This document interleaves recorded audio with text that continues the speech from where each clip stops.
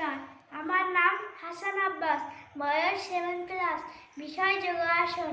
আমি সর্বভারতীয় সঙ্গীত ও সাংস্কৃতিক পরিষদের অনলাইন সাংস্কৃতিক প্রতিযোগিতা 2026-এ অংশগ্রহণ করছি। আমার প্রথম আসন বেগাসন।